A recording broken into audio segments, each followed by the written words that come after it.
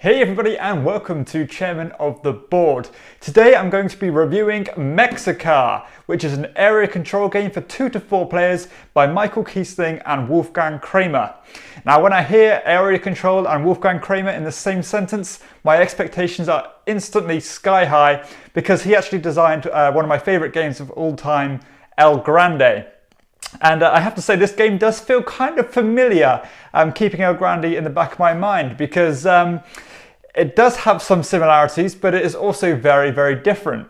And that's because it takes a very kind of abstract approach to area control.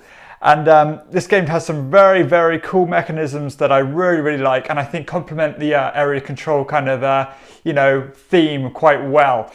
And that's because this game is actually very abstract. Everything is very, very open, very transparent. You can openly predict your moves. You can predict what other players are going to do. No hidden information here at all. And that's because it uses the action point allowance kind of mechanism where you have 6 action points to basically do what you want with. You can move your meeple around the board, you can place rivers down, basically you can move up and down rivers and all sorts. So yeah, some of the things I really, really like about this game is the fact that you actually carve out the board yourself. The areas that you're fighting over are going to be made by you by placing rivers, and then you're going to establish them by having your meeple in that area, which is something I really like as well. Basically having a meeple on the board in an area control kind of game is really, really, really awesome. Watching the game kind of carve and develop as the game goes on is very, very interesting to watch. It just looks really, really awesome on the table because this game has an immense table presence. Some of the components in there are absolutely wonderful. You've got all these Aztec type temples, all different colors, and it just looks like a real kind of 3D landscape as the game develops. I am talking about the newer version here by Super Meeple. I think this came out in the last year or two, but it's a wonderful, wonderful production. Yeah, back to the mechanics though. Absolutely, really, really well done. As I said, it's nice to have such an amount of control and almost a bit of predictability, or you do have predictability there with an area control game. So there's nothing down to luck there. You can really, really meticulously plan your turns ahead. And so for some that might be a good thing. For me particularly it is, but others I guess they can see that could be a bit of a negative because there is a tendency to be this game is vulnerable to analysis paralysis because, as I said, you can so meticulously plan your turns. You'll end up spending 2 or 3 action points and then backtracking and doing a different thing. So you do have to be fairly on the ball with this. Try not to wind the other players too much by overthinking things. But again, very, very nice that you do have such a control over it. And yeah, as I said, you're always going to get a very, very fair game because everybody's in the same ballpark. And absolutely no luck of the draw or the card here. No luck at all involved. Very, very abstract.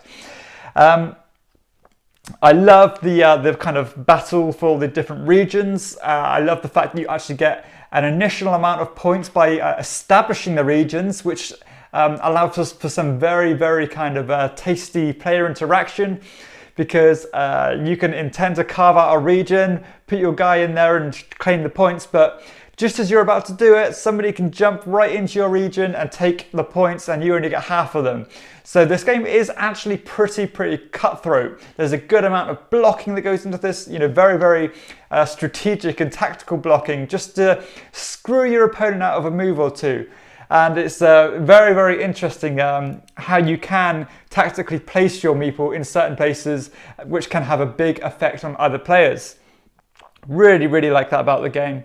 Very, very tense jostle for position here. You've got to be very careful about how you manage your different temples because you've only got a certain amount of each level. You've got your level 1s, your 2s, your 3s and your 4s. Obviously with your lower levels you've got a lot more of those, and you can kind of really fill up regions quickly and try block other people out so they can't actually have the space to get in there. but you can really just plonk your big ones down and try and take a good chunk of points that way. Very, very clever how you do have to, you know, carefully plan how to most efficiently use your temples, trying not to overcommit to certain regions, trying not to undercommit to some, and it's just that back and forth between the players is very, very cool. There's, you know, one region you thought you had complete control over, another player's gone in there, dubbed loads of temples down, and you have to decide, oh, do I go and raise the ante there? Do I put a couple more temples in? Very, very cool. Always interesting. You're always looking all around the board saying, right, I've got here, I need a few more here. And you're trying to most efficiently plan your routes to get your meeple into those regions so you can actually build the temples. So loads of layers here. That's what I like about this game. There's that layer of moving your guy around the board, but also that layer of actually controlling the regions. Very, very cool. For a game of such depth to last such a succinct amount of time is really, really good, because the box says 60 to 90 minute play time, and that is really accurate. I'd say it's more actually close to that 60-minute time limit. Every game I've played with this has moved very, very quickly, very, very snappy. And it's very, very deep and satisfying amount of game there for a very, very kind of modest time stamp. Really, really impressed with that. Uptime, as I said, yeah, it's not bad at all. If you have got the analysis paralysis player who is prone to that kind of thing, obviously the turns are going to be slowed down somewhat, but you're always going to be interested because you want to keep control of your regions. You've got to plan ahead and always be on the ball. So downtime, not an issue here at all. As I said, some very, very cool mechanisms here. The idea of carving out the board, really, really interesting. Loads and loads of interesting decisions, you know, as I said, what to commit to certain regions, basically how to play as efficiently as possible and get as many points as possible. Also, you know, not even having to win the regions is important, because you can do really, really well by placing second on a lot of those regions and getting a lot of points that way. Replayability, I think, is pretty good here. I played this a good amount of times now, not nearly bored with it, because basically the game is always going to play out slightly differently. It's always going to look different. The way the different region tiles are going to come out is going to be different each time. So you might have a lot of big regions coming out on turn 1 and then the small ones coming out on turn 2, or vice versa. So it's always going to look different and always have a slightly different feel to it. Interaction, I love it. I love it. Very, very cutthroat, but in a way that's not so confrontational. I like that about the game. There's this real kind of almost a chicken-esque bit to it, where you know, you're trying to get your opponent to place a temple down so you can place the last 2 down and take the whole region guaranteed for the rest of the game. There's that, as I said, that element of blocking people, and sometimes you can completely block them so they can't move, and they've got no choice but to spend 5 of their 6 action points to teleport somewhere else, which basically just wastes the whole go. And you can be very, very tactical with those decisions. Love it. Aesthetically, absolutely gorgeous production here. Honestly, it's an absolutely wonderful table presence, as I said.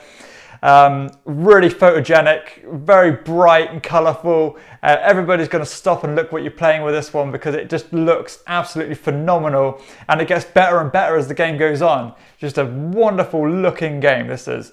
Great quality components too. I mean, the fact that you can get those resin temples for such a modest price is really impressive. They have a really weighty and tactile feel to them. Brilliant, absolutely brilliant. Theme here, you know, it's pretty pasted on. It is an abstract theme, but the idea of those, an abstract game I should say, but the idea of those temples appearing and the rivers flowing through, it just looks thematic. It just looks the part. Although, you know, the actions aren't, you know, thematic in the sense of teleporting across the board and dumping temples down, but the gameplay really suits the aesthetic of the game, and that's what this game needed to achieve, and it definitely does. Really quick to set up and really quick to tear down. Just overall a really, really tight, neat, fun, bit nasty game. Just honestly, there's not much I can really fault with this. More abstract kind of players maybe aren't going to be so engrossed with it, but to be honest, I'm not really an abstract kind of player, but I love the way this game plays out. As I said, it does kind of ring kind of bells of El Grande with me, because you've got that first, second and third place controlling those regions. but it's, again, so familiar but yet so different. So if you can't tell, I'm a big fan of the game, one that I definitely recommend to fans of area control games. I just think it's an excellent game. So I hope you've enjoyed this review of Mexica. If you have, please hit like and subscribe to my channel and check out my other videos too. For everyone else, I'll see you next time on Chairman of the Board. Bye.